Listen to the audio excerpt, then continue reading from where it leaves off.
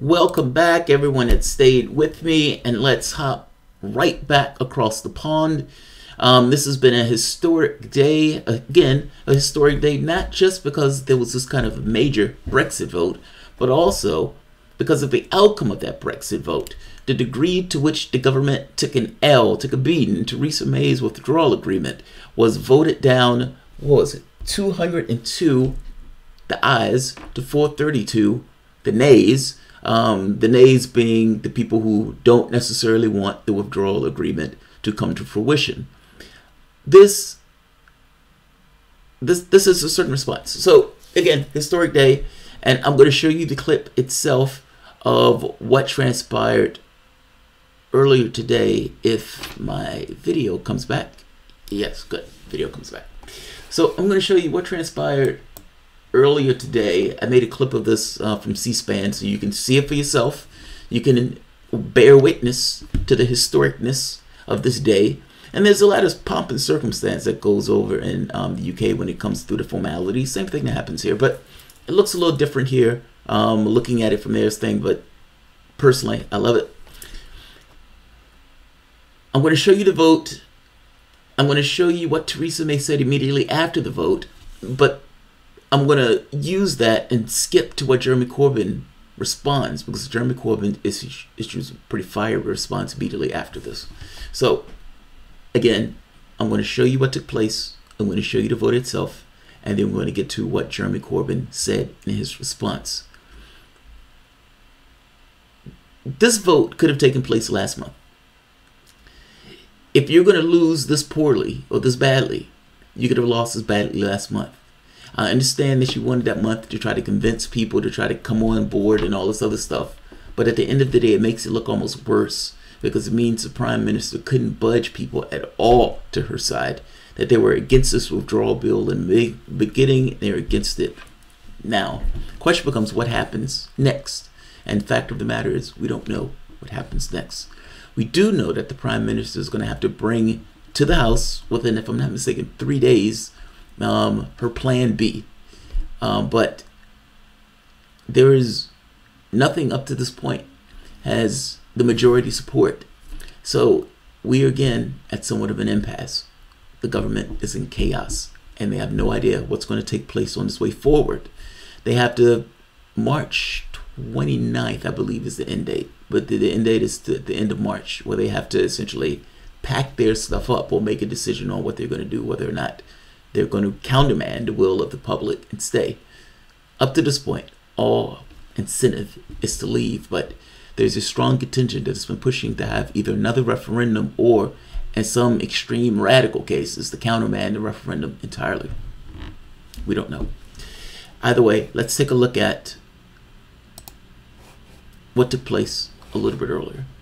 This is the vote itself, meaning the people coming out and making the vote, and secondary, what Theresa May says and what Jeremy Corbyn, his response. Lost, but maybe I'm getting ahead of myself here.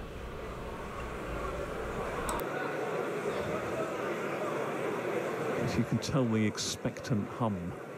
This is one of those big Commons occasions where the atmosphere becomes absolutely electric, partly because there are just so many people jammed in. It always produces a tension of its own. Could also add, in terms of the seating, that in front of the speaker, viewers will be able to see 3 people sat at a table. They are the clerks who advise the speaker on procedure, engage with members about procedural matters. They keep check on time and so on. The most senior clerk, as we look at the picture, the most senior clerk is David Nartzler. He sits at the left-hand side, and then you have 2 other clerks. And here we go. Order.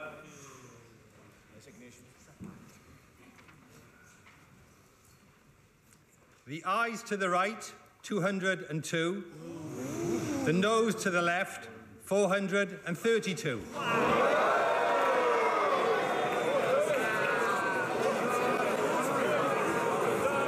The ayes to the right, 202. The noes, order. The ayes to the right, 202. The noes to the left, 432. So the noes have it. The noes have it. Unlock. On a point of order. The Prime Minister. Thank you, Mr. Speaker. Mr. Speaker, the House has spoken and the government will listen. It is clear that the House does not support this deal, but tonight's vote tells us nothing about what it does support. Nothing about how or even if it intends to honour the decision the British people took in a referendum Parliament decided to hold. And people, particularly EU citizens who've made their home here, and UK citizens living in the EU, deserve clarity on these questions as soon as possible. Order. There's no good people shouting. There will be an opportunity for other points of order, but the Prime Minister must and will be heard. The Prime Minister. Those whose jobs rely on our trade with the EU need that clarity. So, with your permission, Mr. Speaker, I'd like to set out briefly how the government intends to proceed. First, we need to confirm whether this government still enjoys the confidence of the House. I believe that it does, but given the scale and importance of tonight's vote, it's right that others have the chance to test that question if they wish to do so. I can therefore confirm that if the official opposition table a confidence motion this evening in the form required by the Fixed Term Parliaments Act, the government will make time to debate that motion tomorrow. And if, as happened before Christmas, the official opposition declined to do so, we will, on this occasion, consider making time tomorrow to debate any motion in the form required from the other opposition parties, should they put one forward. Second, if the House confirms its confidence in this government, I will then hold meetings with my colleagues, our confidence and supply partner, the DUP, and senior parliamentarians from across the House to identify what would be required to secure the backing of the House. The government will approach these meetings in a constructive spirit, but given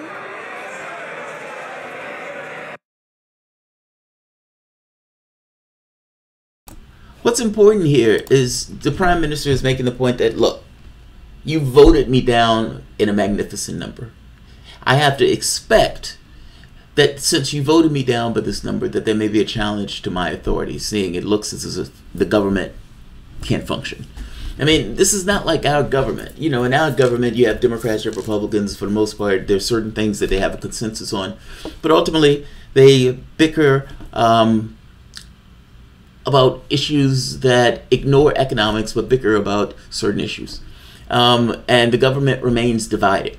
So it's not like in our government where nothing gets done or nothing big and major or real gets done per se.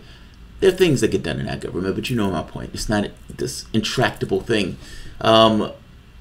If the government that's in power goes, I mean, ultimately, if Theresa May has the Tory government and you have enough Tories and the government has enough to form a government in and of itself, then that government, for the most part, can function and can pass whatever bills they want. They usually fall in line with each other, being part of a government.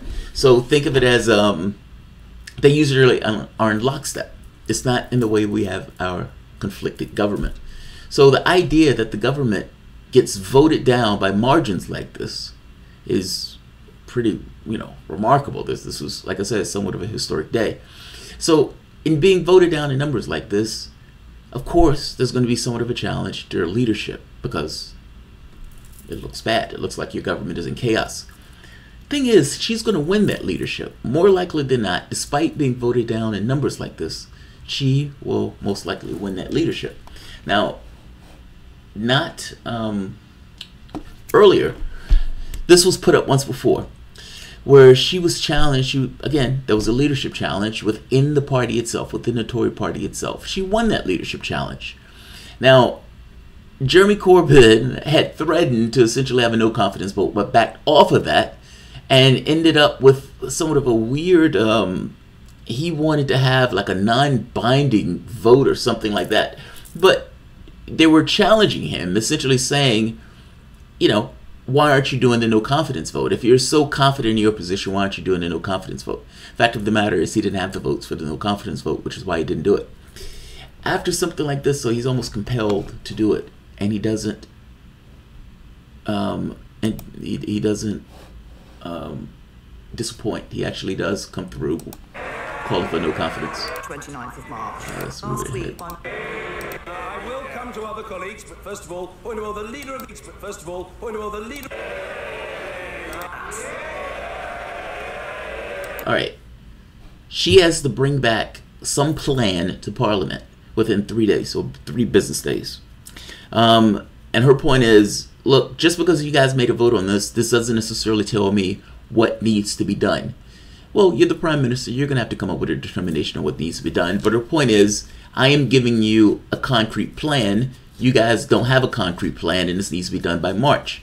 Now, the Prime Minister seems to have been running the clock down on this, so her making the point that March is coming up and nobody else has a plan and everything else is, neither here nor there. Part of that is a ding at Corbyn, because her insult on Corbyn is, yes, you're attacking what I'm saying, but you're not putting anything up constructive yourself. But fact of the matter is, the politics itself compels Corbyn to go after what Theresa May puts out and not want to put anything up. So the politics of each, at this point, has opposing things based on what each needs. It compels their behavior to a certain degree. Theresa May wants to have something else to attack, and she wants people to have something to compare her plan against. So it's not just my plan versus some kind of, ephemeral thing that you guys have in your head that you may be able to conceive that nobody knows of. She wants something to compare it against. People could say, I want this or I want that. Not, as it is now, just kind of her plan with nothing else, meaning her plan is the thing that gets attacked. So understand that. From her standpoint, she wants something else to compare her plan against. From Jeremy Corbyn's standpoint, that is not something he wants to do. He doesn't want to have something to compare a plan against unless what he can put out will be better than what Theresa May currently has. Otherwise, you want to sit back and take shots. And the fact of the matter is, every incentive in the world has him to be against whatever Theresa May puts up. Because Jeremy Corbyn wants to get an opportunity to have an election, because the next election in Britain is not until 2022. He wants to speed that process up. If the government collapses, if you can get a no confidence vote in the government, he may get what he wants. I'm sorry the video is flaky, guys. I'm going to upload the better video afterwards. I always have a copy of the videos beforehand. So if this video is shaky or is broken in many cases, I will upload a better version of this. But let's hear Jeremy Corbyn give his response. I will come to other colleagues, but first of all, point of all the leader of the opposition, Jeremy Corbyn. Thank you, Mr. Speaker. The result of tonight's vote is the greatest defeat for a government since the 1920s in this House. This is a catastrophic defeat for this government. After 2 years of failed negotiations, the House of Commons has delivered its verdict on her Brexit deal, and that verdict is absolutely decisive. I hear the words of the Prime Minister, but actions of her government of the past 2 years speak equally clearly. She is only attempting to reach out now to try to keep her failed process and deal alive after it's been so roundly rejected by Parliament on behalf of the people of this country. Labour has laid out our priorities consistently. No deal must be taken off the table. A permanent customs union must be secured, and people's rights and protections must be guaranteed so they do not fall behind. At every turn, the Prime Minister has closed the door on dialogue. Businesses begged her to negotiate a comprehensive customs union. Trade union leaders pressed her for the same thing. They were ignored. In the last 2 years, she's only had one priority: the Conservative Party. Her governing principle of delay and denial has reached the end of the line. She cannot seriously believe that after 2 years of failure, she is capable of negotiating a good deal for the people of this country. The most important issue facing us is that the government has lost the confidence of this House and this country. I therefore, Mr. Speaker, inform you I have now tabled a motion of no confidence in this government.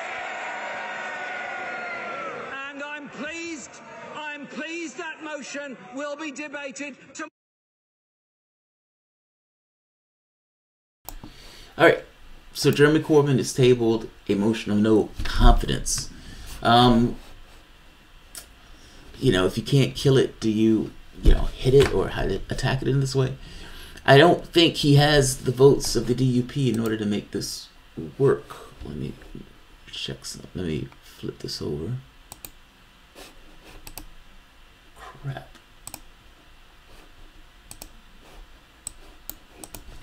Huh. There we are. Yeah, I don't think he has the votes to make this work. So it's one thing if he was... There was information coming out saying that Jeremy Corbyn was reaching out to elements of the DUP in order to try to pull their support away from the Conservative Party. Now, elements of the DUP was cagey on this point, but everything that I read up to this point has said that the DUP doesn't plan on jumping ship, that they plan on backing the Prime Minister, which means he doesn't have the votes to take her down. But just to give a little bit information on him tabling his motion right here. Under Fixed Term Parliaments Act of 2011, the UK's general election are only supposed to happen every 5 years. The next one is due 2022. But a vote of no confidence lets MPs decide on whether they want the government to continue. The motion must be worded that this House has no confidence in Her Majesty's government. If a majority of MPs vote on the motion, then it starts a 14-day countdown. If during that time the current government or any alternative government cannot win a new vote of confidence, then an early general election will be called. That election cannot happen for at least 25 working days. So they're going to set out and they're going to debate the no confidence motion. If I'm not mistaken, they're doing that tomorrow. Tomorrow is Wednesday, Prime Minister Questions, after Prime Minister Questions. So we will see whether or not this government is going to collapse or this government is going to remain.